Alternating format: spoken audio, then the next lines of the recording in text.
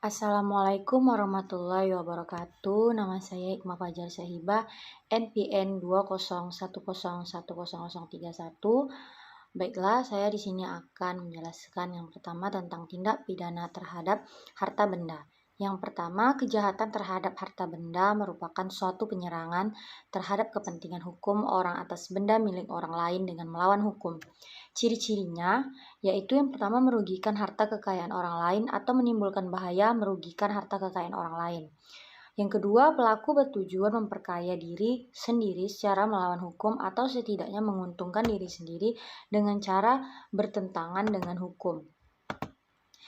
Jadi, tindak pidana terhadap harta dan benda itu adalah suatu tindakan penyerangan terhadap kepentingan hukum orang atas harta benda milik orang lain yang dimuat dalam buku kedua Kitab Undang-Undang Hukum Pidana, yaitu seperti tindak pidana pencurian, pemerasan, penggelapan barang, penipuan, dan merugikan orang lain atas tindakan tersebut. Dasar hukumnya yaitu terdapat dalam KUHP 362 sampai 367 tentang pencurian dan terdapat juga di dalam pasal 372 sampai 376 tentang penggelapan dan terakhir terdapat juga di dalam pasal 368 ayat tentang pemerasan. Lalu pembagiannya tuh seperti tindak pidana dalam jual beli terhadap terdapat pada pasal 383 KUHP dan diancam paling lama 1 tahun 4 bulan karena di dalam tindakan ini ia sengaja menyerahkan barang yang untuk dipenjualbelikan dengan menggunakan suatu tipuan kepada si pembeli, misalnya seperti tipu muslihat.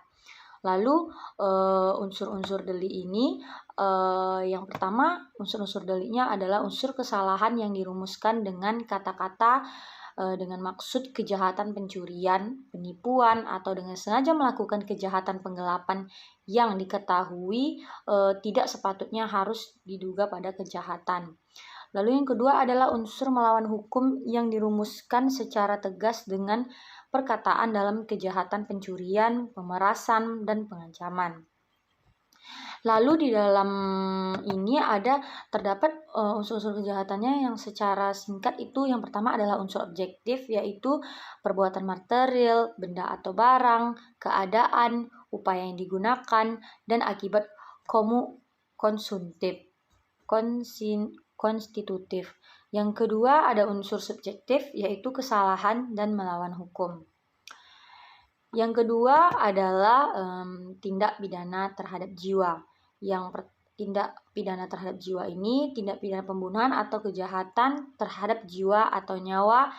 Misdrevision tegen het leven adalah berupa penyerangan terhadap nyawa orang lain. Pidana terhadap kejahatan nyawa orang lain diatur dalam KUHP pasal 338 sampai 350. Jadi dalam pembagiannya tindak pidana terhadap jiwa ini yang pertama ada berdasarkan kesalahannya yang dilakukan dengan sengaja, yaitu dolus misdrevision. Yang kedua adalah dilakukan karena kelalaian, culpa misdrevision. Yang dua berdasarkan objeknya. Yang berdasarkan objeknya ini adalah yang pertama kejahatan terhadap nyawa pada umumnya, yaitu pada pasal 338, 339, 340, 344, dan 345 KUH pidana. Yang kedua adalah kejahatan terhadap nyawa bayi pada saat atau tidak lama setelah dilahirkan, yaitu pasal 341, 342, dan 343 KUH pidana. Yang ketiga adalah kejahatan terhadap nyawa bayi yang masih ada dalam kandungan, yaitu pada pasal 346, 347, 348, dan 349. Jadi tindak pidana terhadap nyawa ini adalah suatu penyerangan terhadap nyawa orang lain dan menghilangkan nyawa orang lain. Maka dari itu seorang pelaku harus melakukan suatu rangkaian tindakan yang berkaitan dengan apa yang ia buat. Dasar hukumnya itu terdapat dalam pasal 378 sampai 350 KUHP dan diancam dalam hukuman penjara selama-lamanya 15 tahun. Pembagiannya seperti tindak pidana dengan sengaja melakukan trik. Contohnya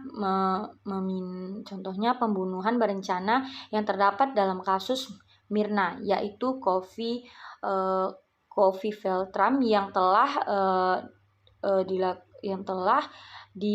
direncanakan untuk membunuh si korban tersebut.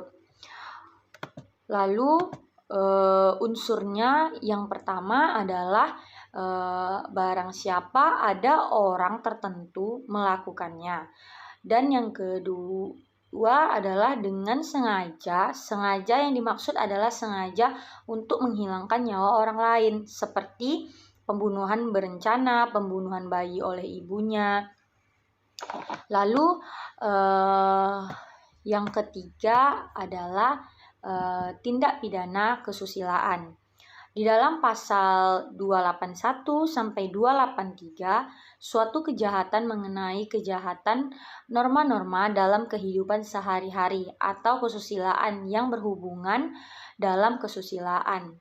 Dasar hukumnya yaitu pasal yang pertama adalah pasal 281, kejahatan terhadap suatu kesopanan dan ketertiban, misalnya di lalu lintas. Yang kedua, pasal 282, menyebarkan atau menempelkan gambar-gambar yang melanggar kesusilaan dan mencoret-coret dinding.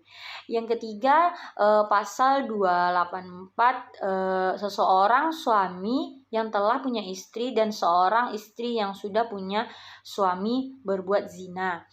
Dan yang keempat adalah pasal 3001 yang berbuat mabuk. Seperti suatu tindakan menerobos gitu lalu lintas di jalan raya.